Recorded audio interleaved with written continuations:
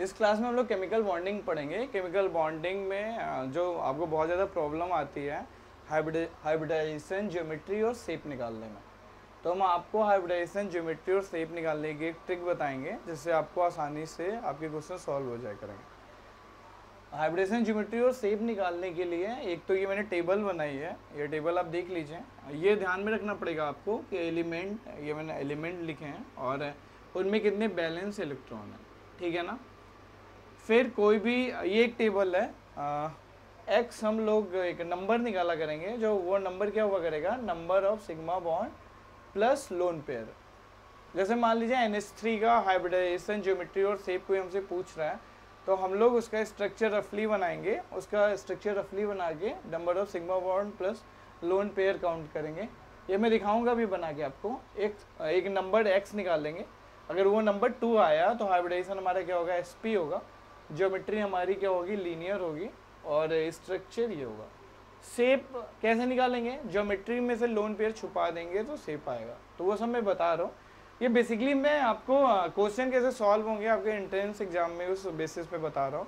Hybridisation क्या होता है और कैसे होता है, ये थ्योरी पार्ट आपको मैं नहीं सिखा रहा हूँ, मैं बस आपको ये सिखा रहा हूँ कि कैसे क्वेश्चन आपके सॉल्व हो जाएंगे, ठीक है। तो 3 होगा तो SP2। ज्योमेट्री क्या, ट्राइगोनल प्लानर। ट्राइगोनल प्लानर मतलब यहाँ पे आपका सेंट्रल जो भी एलिमेंट होगा वो होगा और ये 3 बॉन्ड बनेंगे, ये एंगल 120 डिग्री होगा। अगर 4 होगा तो हाइब्रिडेशन SP3 होगा, टेट्राहेड्रल, और ये एंगल कितना होगा, 109 डिग्री 28 मिनट होगा। 5 के लिए SP3D, 6 के लिए SP3D2, ये लिख दिया है। 6 का स्ट्रक्चर ऐसा, 6 का स्ट्रक्चर कैसा होगा, एक ये आपका बेस होगा, बेस के ऊपर एक पॉइंट और बेस के नीचे एक पॉइंट। जो बेस होगा वो स्क्वायर का होगा।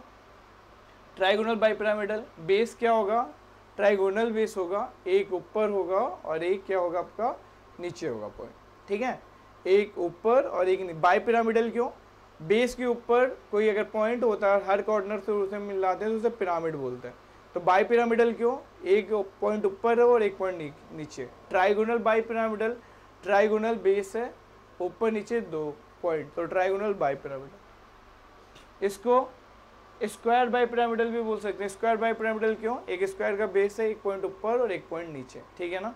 इस टेबल में एक पॉइंट और लिख लेंगे यहाँ पे, 7 भी कर लेंगे, 6 तक लिखा था यहाँ पे। 7 के लिए क्या हो जाएगा, 7 के लिए हमारा हो जाएगा SP3D3, और ज्योमेट्री हो जाएगी पेंटागोनल बाइपिरामिडल। ज्योमेट्री हमारी हो जाएगी पेंटागोनल बाइपिरामिडल हो जाएगी ज्योमेट्री 7 की।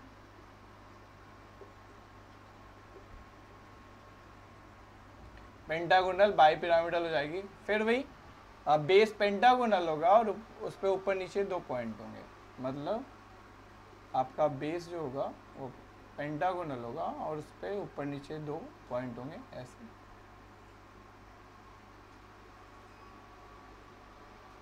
ये बेस हो गया आपका,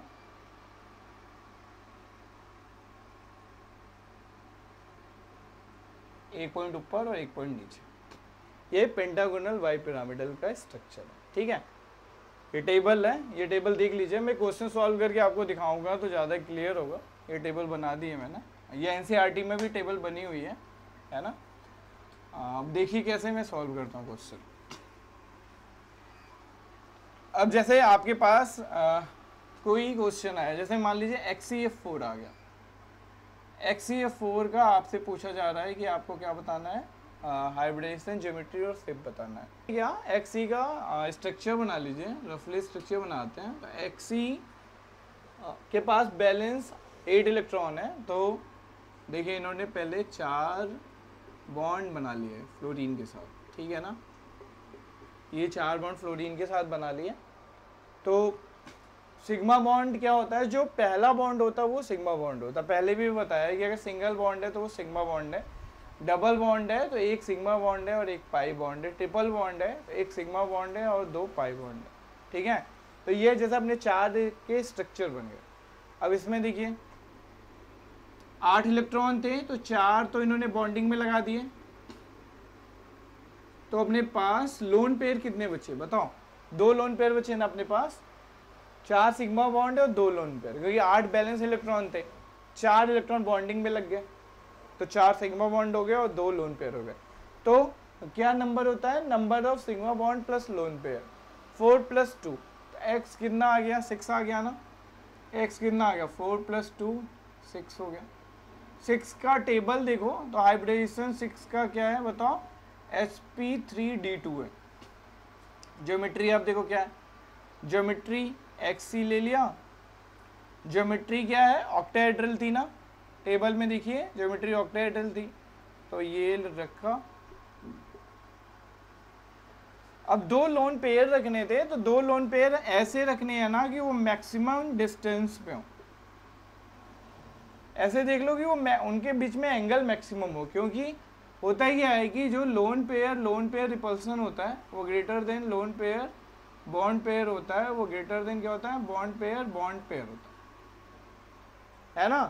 तो हम लोगों को क्या करना है, हम लोगों को लोन पेयर को मैक्सिमम एंगल पे रखना है, ऐसे एंगल पे रखना है कि उनके बीच का रिपल्सन मिनिमम हो जाए, ठीक है। तो सबसे सही क्या होगा कि एक को ऊपर रख दो और एक को नीचे रख दो, तो अगर आप एक को ऊपर रखोगे तो ये हो गया, और दूसरे को आपको क्या रखना पड़ेगा, ये रख दिया आपने, दूसरा ये हो गया, एक ऊपर और एक नीचे, ठीक है ना। अब इसका हाइब्रिडेशन क्या है, sp3d2 है, इसकी ज्योमेट्री क्या है, इसकी ज्योमेट्री ऑक्टाहेड्रल है, या बोल सकते हैं स्क्वायर बाइपिरामिडल है। शेप बताने के लिए क्या करते हैं, शेप बताने के लिए लोन पेयर छुपा देंगे, लोन पेयर छुपाने के बाद जो बचता है वो उसका क्या होता है, शेप होता है, ठीक है। तो जैसा लोन पेयर छुपाने का मतलब क्या, ये हटा दिया लोन पेयर, ये लोन पेयर हटा दिया, तो क्या बच गया बताइए, ये बच गया ना, ये क्या हो गया बताइए, शेप ये क्या है, इसको बोलते हैं स्क्वायर प्लानर, इसको स्क्वायर प्लानर बोलते हैं शेप, ठीक है ना। तो इसकी भी एक टेबल मैं बनवा दे रहा हूँ आपको, वो टेबल आपको बहुत काम करेगी और कोई दिक्कत नहीं होगी, तो मैं एक टेबल और आपके लिए बना रहा हूँ। जैसे कि यहाँ पे आप लिख लीजिए, हाइब्रिडाइजेशन लिख लीजिए, यहाँ पे लोन पेयर लिख लीजिए, और यहाँ पे शेप लिख लीजिए। तो बताता हूँ मैं, जैसे कि अगर हाइब्रिडाइजेशन है sp3d2, अगर हाइब्रिडेशन sp3d2 है और वहां पे एक लोन पेयर है, तो शेप जो मिलेगा वो होगा स्क्वायर पिरामिडल। स्क्वायर पिरामिडल कैसा होगा, स्क्वायर पिरामिडल ऐसा होगा, देखिए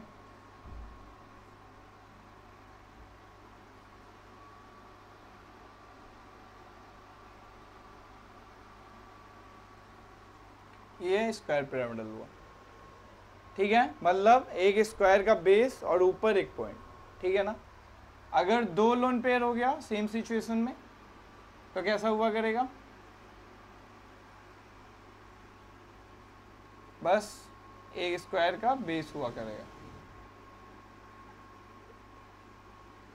इसको क्या बोलेंगे, स्क्वायर प्लानर। ये आपका शेप क्या है, स्क्वायर प्लानर है।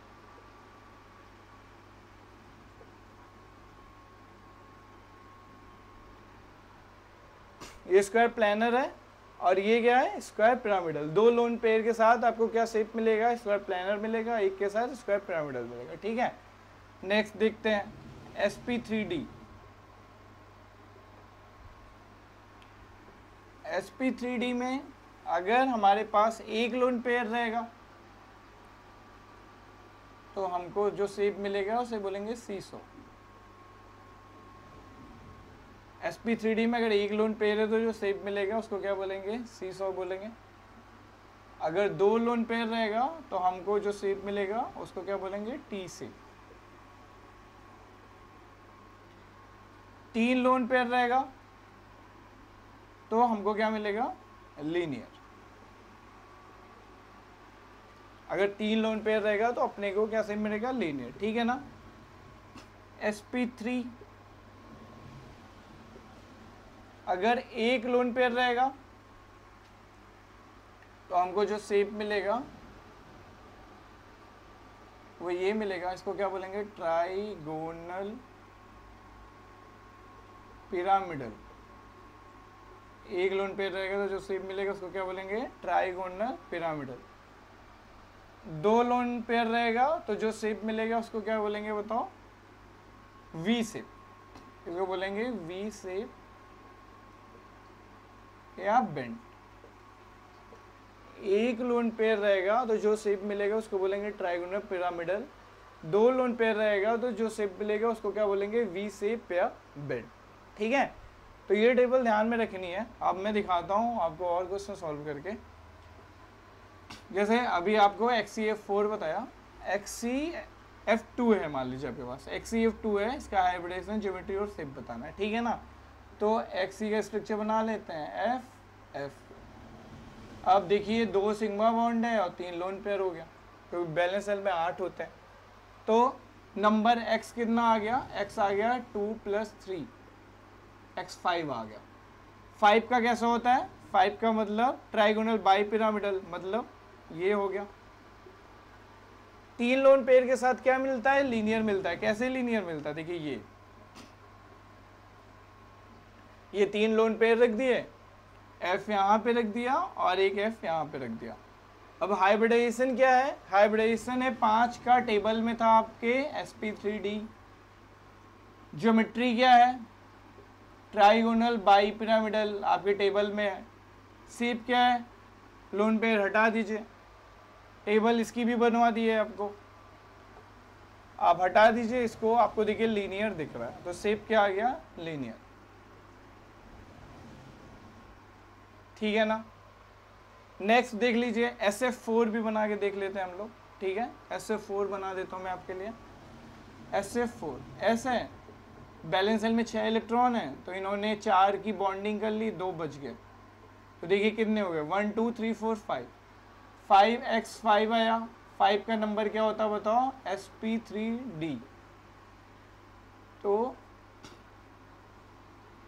एक लोन पेयर यहाँ रख दिया। ठीक है, तो ज्योमेट्री क्या होगी, ज्योमेट्री होगी ट्राइगोनल बाई पिरामिडल। शेप क्या हो गया, शेप हो गया सीसो,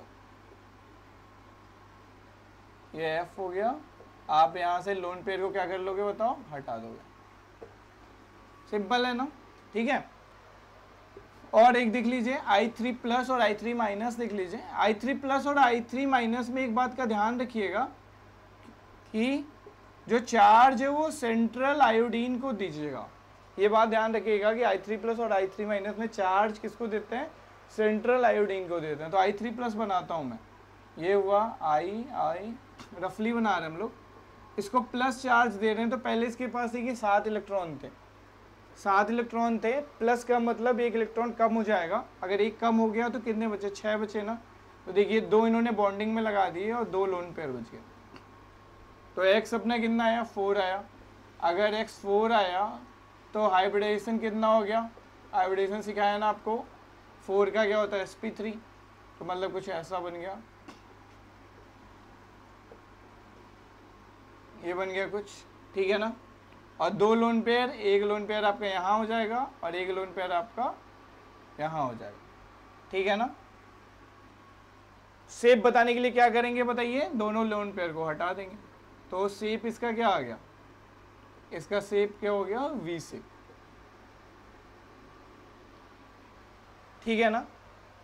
इसको भी उसी तरह कर लेंगे। फिर आई पे माइनस लेके आए आप, अगर आई पे आप माइनस लेके आए तो पहले 7 था अब 8 हो गया, 2 इन्होंने बॉन्डिंग में लगा दिए, बच्चे कितने, 1 2 3 4 5, 5 हो गए। 5 के लिए देखिए क्या होगा, ये मिटा रहा हूं मैं। 5 के लिए ये बन गया, वहां पे 3 लोन पेयर लगाने हैं, 3 लोन पेयर लगा दिए। तो हाइब्रिडेशन क्या आ गया, हाइब्रिडेशन आया sp3d। ज्योमेट्री क्या आई, ज्योमेट्री आई ट्राइगोनल बाई पिरामिडल।